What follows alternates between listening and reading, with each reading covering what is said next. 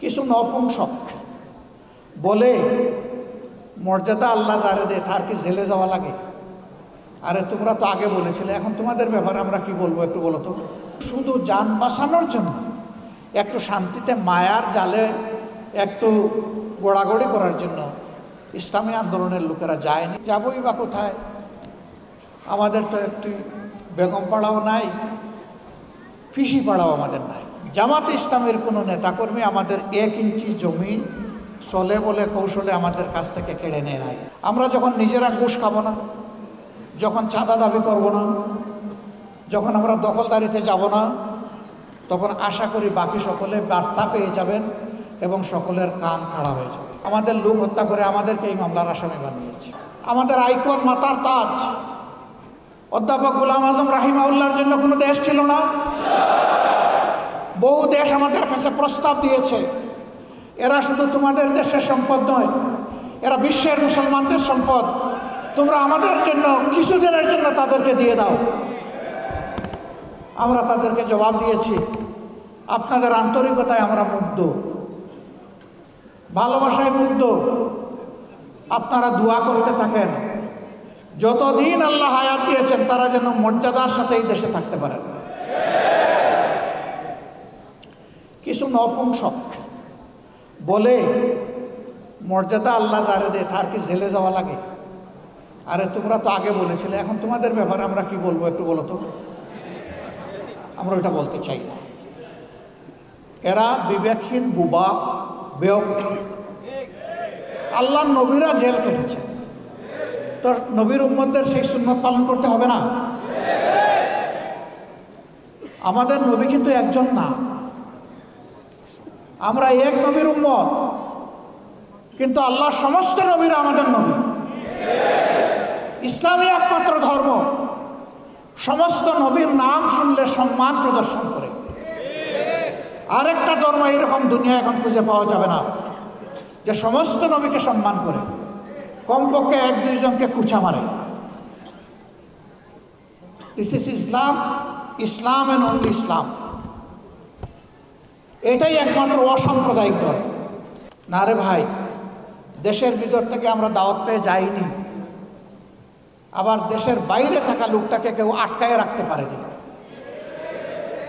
তিনিও সকল মায়ার বাঁধন, ওই জগতের মায়াজাল ছিন্ন করে তার দায়িত্বের অনুভূতির কারণে তিনি একজন ফাইটার হিসাবে, আল্লাহর একজন সৈনিক হিসাবে আদালতে দাঁড়িয়ে তিনি বলবেন, আমার বিরুদ্ধে যত অভিযোগ, হে আল্লাহ তুমি সাক্ষী থাকো, সব মিথ্যা। তাই তারা করেছেন, আমরা ছেড়ে যাব না। হ্যাঁ, আল্লাহ তাআলার নির্দেশে বিশেষ প্রয়োজনে যদি কখনো যেতে হয় সেটি ভিন্ন, কিন্তু শুধু যান বাঁচানোর জন্য, একটু শান্তিতে মায়ার জালে একটু গোড়াগড়ি করার জন্য ইসলামী আন্দোলনের লোকেরা যায়নি, ইনশাল্লাহ যাবে না। আমি বলে থাকি, যাবই বা কোথায়? আমাদের তো একটি বেগমপাড়াও নাই, পিসিপাড়াও আমাদের নাই। যাবো কোথায়? কারো আছে বেগমপাড়া, কারো আছে পিসিপাড়া, আমাদের নাই তো ওটা, এবং আমাদের এটা প্রয়োজনও নাই। আলহামদুলিল্লাহ, আল্লাহ যে জায়গায় মায়া করে, মহব্বত করে পয়দা করেছেন, এই জায়গাতেই যেন আল্লাহ বেশি করে বরকত দিয়ে দেন। এবং সেই বরকতটা শুধু যারা মুমিন মুসলমান, সাচ্চা মুসলমান না, আল্লাহর পক্ষ থেকে রহমত যখন জোরে, ওই নাফরমানও রহমতের অংশীদার হয়ে যায়। দুনিয়ায় সেও তার ভাগ পায়, আখেরাতে আল্লাহ রহমতের হিসাব তার কাছ থেকে নেবেন, কিন্তু দুনিয়ায় সেও পেয়ে যাবে। এই জন্য আমরা যা চাই এটি হচ্ছে যে আইন, আল্লাহর আইন হচ্ছে শ্রেষ্ঠ আইন। আজ পর্যন্ত কারো বলার দুঃসাহস হয় নাই যে আল্লাহর আইনের চাইতে জমিনের উপরে কোনো শ্রেষ্ঠ আইন আছে, এবং কিয়ামত পর্যন্ত এটা কেউ বলতে পারবে না। যত বড় দার্শনিক হোক, কেউ বলতে পারবে না এটা। তো শ্রেষ্ঠ আইন যেখানে আছে সেখানে শ্রেষ্ঠ আইনের প্রয়োগটাই আমরা চাচ্ছি, এর বেশি কিছু চাই না। ভয় দেখানো হয়, যদি কোরআনের আইন চালু হয় তাহলে মা বোনরা তো ঘর থেকে বের হতে পারবেন না। যদি কোরআনের আইন চালু হয় তাহলে যারা অন্য ধর্মের মানুষ তাদের কোনো নিরাপত্তা থাকবে না। আমরা যারা কোরআনের আইন চালু করার জন্য আল্লাহর দেওয়া তৌফিকের জন্য চেষ্টা করছি, আমাদের মা বোনরা ঘর থেকে বের হয় না, সমাজের বিভিন্ন পেশায় তারা কাজকর্ম করে না, আত্মীয় স্বজনের বিপদ আপদ হলে তারা দৌড়ে যায় না, তারা সমাজের উন্নয়নে অবদান রাখে না, তারা শিক্ষা প্রতিষ্ঠান সর্বোচ্চ শিক্ষা প্রতিষ্ঠানে গিয়ে লেখাপড়া করে না, তারা লেখাপড়া করায় না, সবই করে। রাসূল করিম সাল্লাল্লাহু আলাইহি সাল্লাম এই সব কিছুর সুযোগ যত সাহাবিয়া ছিলেন, উম্মাহাতুল মুসলিমিন ছিলেন, সবার জন্য খুলে দিয়েছিলেন।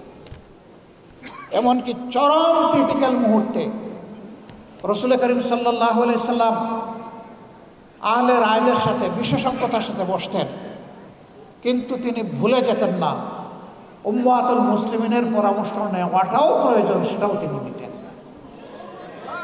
তার বাস্তব নমুনা সুলহে হুদাইবিয়া। সবাই কি কর্তব্য বিমূঢ়, আল্লাহ রসুলও চিন্তিত, কিন্তু আমাদের একজন মায়ের পরামর্শ কার্যকর হয়ে গেল, সমস্ত সমস্যা নিমিষের তরে বাতাসে উড়ে গেল। আল্লাহু আকবার। This is beauty of Islam. মায়েদের কোনো মর্যাদাই ছিল না, মা হিসাবে কোনো মর্যাদা ছিল না, ইসলাম এসে তাদের হাতে এই মর্যাদা তুলে দিয়েছে। এর চাইতে বড় মর্যাদা কেউ দিতে পারবে না, যতই মায়া খান না করে, বরঞ্চ আমাদের সর্বনাশ করবে। বলে যে ও মুসলিমরা, এদেরকে আবার কেউ কেউ প্রশ্ন করে অথবা শিখাইয়া দেয়, বলে যে আমাদের কাছ থেকে জিজিয়া কর নেবেন কেন? একজন বড় লিডার একটা ধর্মের আমাকে এই প্রশ্ন করলেন। আমি বললাম, একেবারেই সঙ্গত প্রশ্ন আপনি করেছেন। আচ্ছা আপনি বলুন তো আমাকে, মুসলমানরা যাদের সম্পদ আছে তাদেরকেও তো জাকাত দিতে হবে, ইসলামী রাষ্ট্র কয় তা তো দিতে হবে, যে আপনি কি জাকাত দিবেন? কয় না, আমি তো মুসলমান না, আমি জাকাত দেবো কেন? তো জাকাত তো আল্লাহর নির্ধারিত ট্যাক্স, এই ট্যাক্সের সাথে রাষ্ট্রে অন্যান্য ট্যাক্সও থাকবে, তবে এটা হচ্ছে মূল ভিত্তি।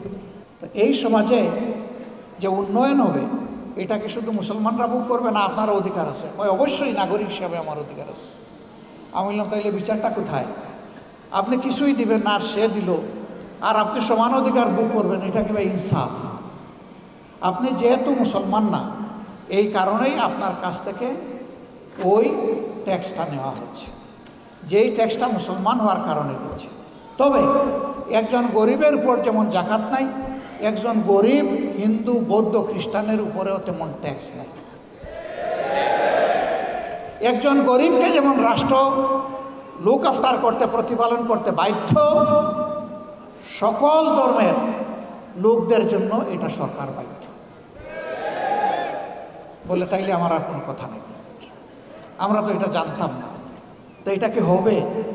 আমি বললাম যে নাটোরের লাড্ডু খাইতে কেমন মজা, এটা মুখে না দিলে আপনি বুঝবেন কীভাবে? আবার এটার প্রয়োগ শুরু হোক, তারপরে দেখবেন যে হয় কিনা। এই প্রয়োগে আপনাদের সবার সহযোগিতা আমরা চাই। আমরা আশা করি মানুষ নিজের প্রয়োজনে, নিজের কল্যাণেই আমাদের এই উদ্যোগে ইনশাল্লাহ সবাই সম্পৃক্ত হবে। আমরা তার আলামত চতুর্দিকে এখন দেখতে পাচ্ছি আলহামদুলিল্লাহ। এখন আমাদের বিভিন্ন ধর্মের ভাইয়েরা আসছেন আমাদের সাথে ওপেন মঞ্চে, পাবলিক মিটিংয়ে। তারা নিজের থেকেই বলছেন 54 বছর জামাত ইসলামের কোনো নেতাকর্মী আমাদের 1 ইঞ্চি জমি চলে বলে কৌশলে আমাদের কাছ থেকে কেড়ে নেয় নাই। আমাদের কোনো মায়ের ইজ্জতে, আমাদের কোনো বোনের ইজ্জতে, আমাদের কোনো মেয়ের ইজ্জতে হাত দেয় নাই।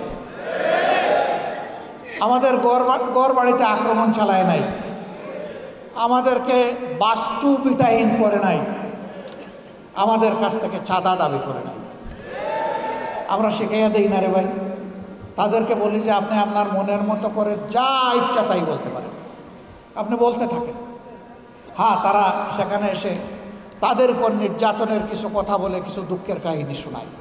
আমরা তখন লজ্জিত হই যে আমরা না করি, কেউ না কেউ তো তাদের উপরে এই জুলুমগুলা করে। অথচ আমরা পাশাপাশি প্রতিবেশী, যুগ যুগ ধরে এক জায়গায় বসবাস করে আসছি, লেখাপড়া করতে গেলে একই বেঞ্চে বসে একই ডেস্কে বই রেখে আমরা লেখাপড়া করেছি। আজকে আমাদের এই সহযাত্রীদের সাথে আচরণ কেন?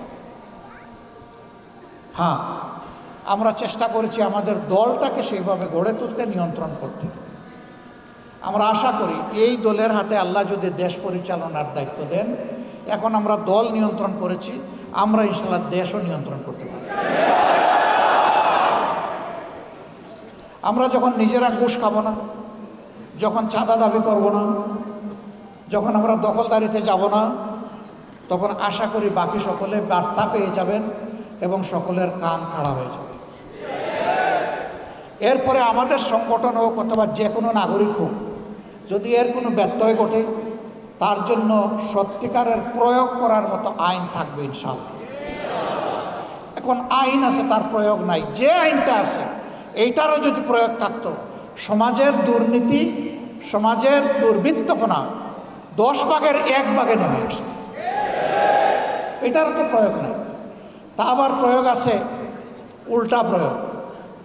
আপনি মারা গেছেন, আপনার ছেলে হবে আপনার হত্যা মামলার আসামি।